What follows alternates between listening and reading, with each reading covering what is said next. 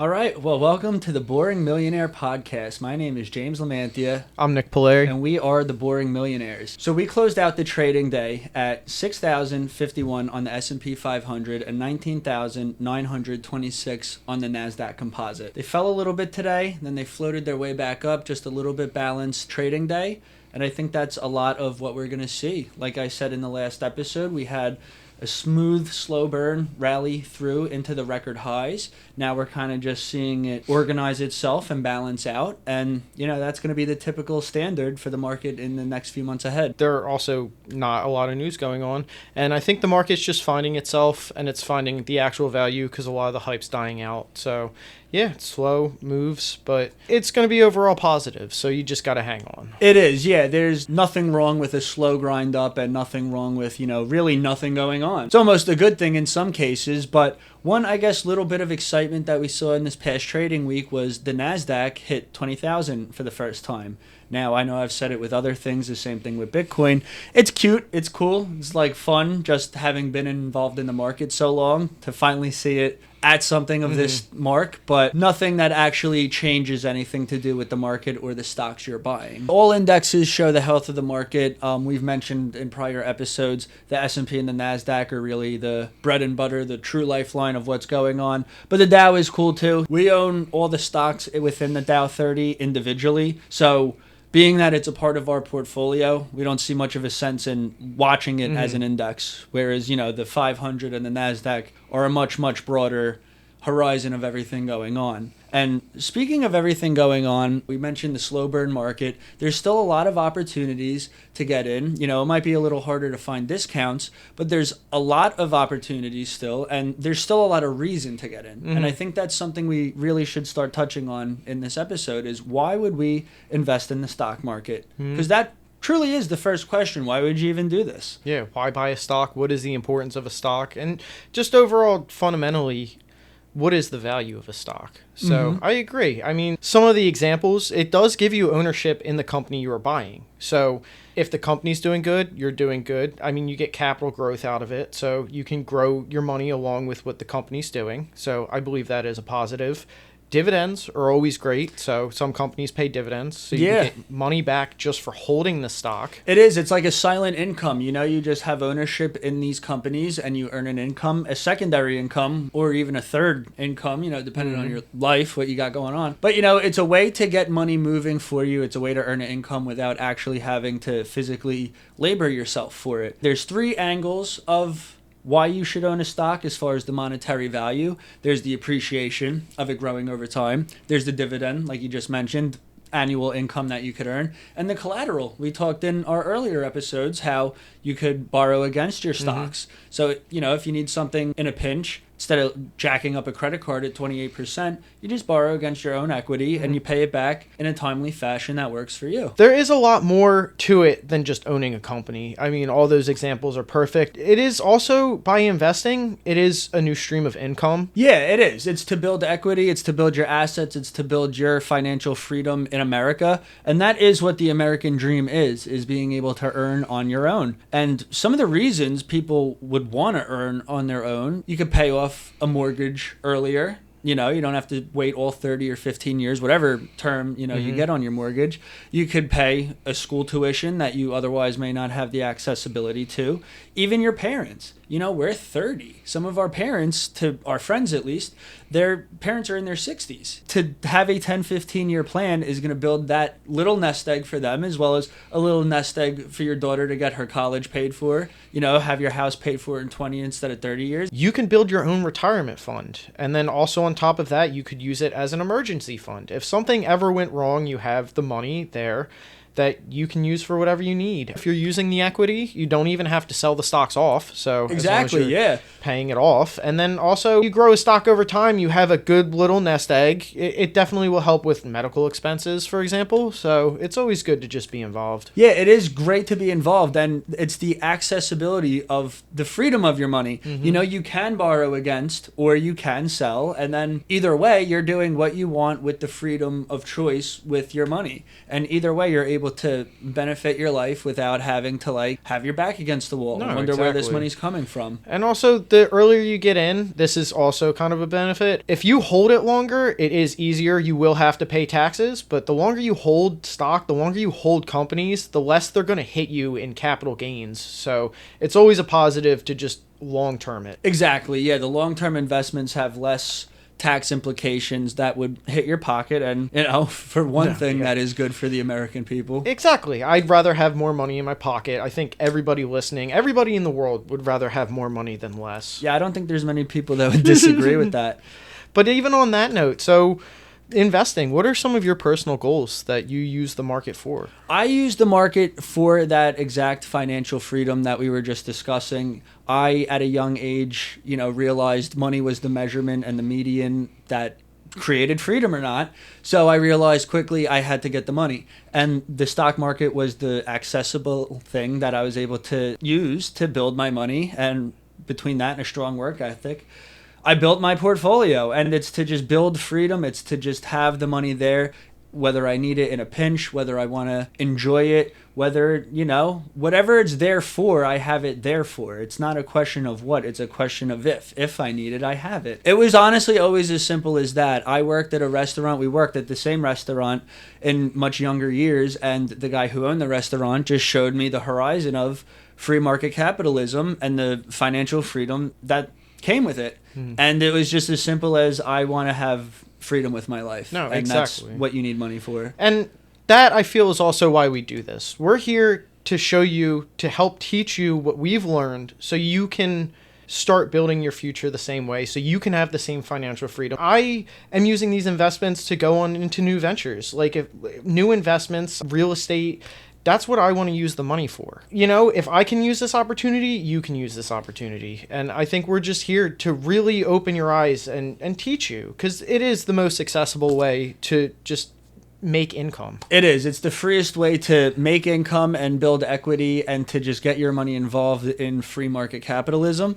And it's good for everybody if you're using it to your benefit. There's perspectives to it, but it can be used to benefit you. So benefit yourself. Another thing as far as benefiting yourself with the financial monetization of everything in the stock market is there's voting rights. Per share, you get a vote in what the company decides to do. So they are public companies. They are owned by the public. Therefore, the public has a voting say in what does or does not happen within the company. I do like the voting rights thing, too, because I feel like it helps you really feel a part of the company. It's not just like, oh, I bought something and I'm holding it. Like, okay, yeah, I can make money off of it. It also gets you involved, which I do like. It does, yeah. And they'll just email you or mail you something physical, and you just check the boxes. You do a little questionnaire, and you do your part in deciding what your company is doing. Yeah, it's nice to have a say in things. It is. And it just kind of like brings up a theory, a philosophy, maybe is a better word, in everything that happened surrounding United Healthcare in the past 2 weeks. Really, we've seen Reddit forums bring true ownership in these public companies. So within another Reddit forum, somebody could have created a movement of owning all the shares in United Healthcare, and then through that, they could have a larger voting say. This community could have a voting say in what was actually going on with how United Healthcare operated. Rather than somebody losing a life over this feeling of, how the market should be, they could all actually put their money into the company and collectively vote. I mean, there's smarter ways to do everything. What happened was very dumb and stupid, but... Yeah, it is. That's every public company of every stock we've talked about and will talk about is like you have a say in what they do. So it's hard to start a movement like that, but people could, in theory, start a movement and through the voting rights decide what Apple or any of these companies actually do.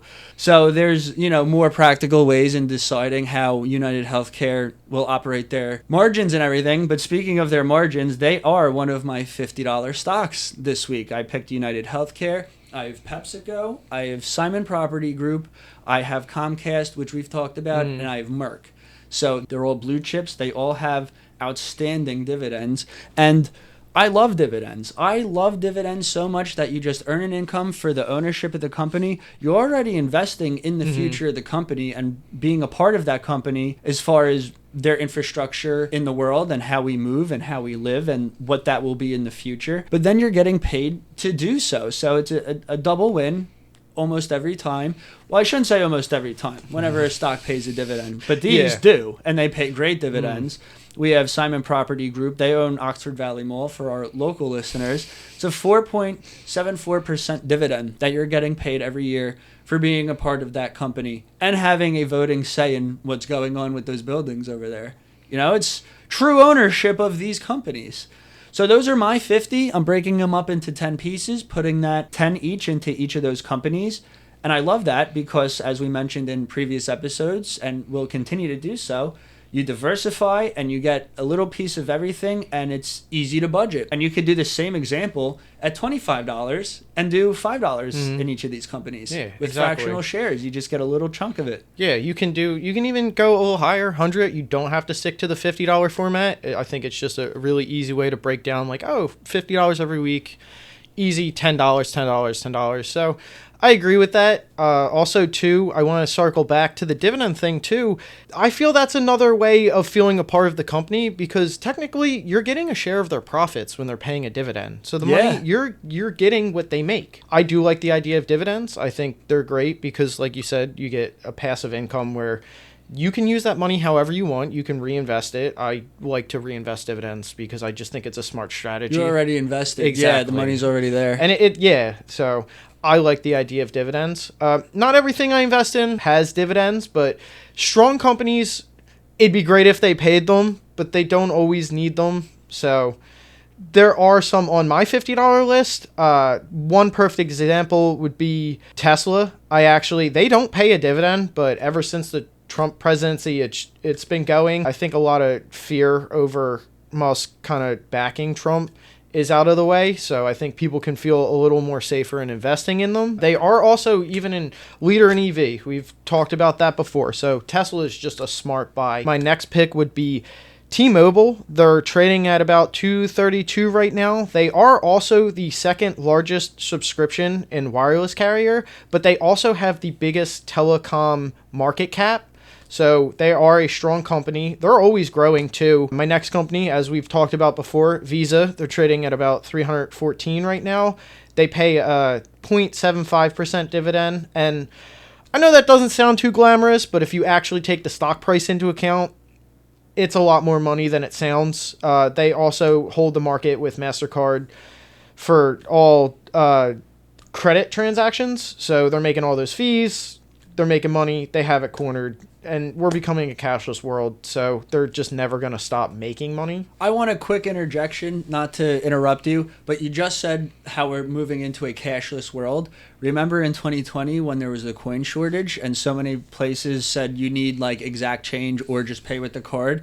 It was just kind of like a foresight into the world I'm sure we'll inevitably live in where, there is zero cash. I'm a believer that one day, in our lifetime at least, we'll see zero cash. No, I believe that too, but also even just the conveniency factor. It's just so convenient to just have a card instead of cash. And then even if you have cash, you don't have the change, you break it, you get the change. You don't have to worry about any of that. So yeah, it is nicer. It is more convenient. So Visa, MasterCard, you can't go wrong. I have Visa this week because I'm breaking my 50. Also, too, just looking at other stocks that I really like. Procter & Gamble is a great stock. It's trading $171 right now. It pays like a 2.3% dividend. Also, too, it has all of your household items. I mean, they own Febreze, Vicks, Tide, Crest, Gillette, Dawn, just to name a few. Everything. They really do. You use their stuff whether you know it or not. Just look on the back of probably any household product. You will see a P&G. Exactly. To diversify a little more, I'm jumping into Wells Fargo. We've been talking about the positivity of the banks. But also on top of that, in my long-term account, I've been holding it since around COVID. I bought it during the dip. It has gone up 140% since then. I believe it is a strong bank, so I will be putting more money into it. That beat the S&P, didn't it? 140%? It right, yeah, it definitely beat the S&P. Yep. So, but also too, there is a Fed meeting coming up next week. There is speculation they might cut another quarter. It's back and forth. It's not guaranteed. If they do, again, it makes loans a lot more accessible for people. Do I think it could happen? I think I'm on a little bit, not to play both sides, I'm on a little bit both sides of the fence. I think they could, just as a positivity towards the next year, just give people a better outlook on how 2025 is going to be. But also at the same time, they might not, because they cut a good amount so far, so they could be a little conservative with it. They have, and typically they are very conservative with their movements, whether they be up or down. Being that in September they did 0.5%, in November they did 0.25%.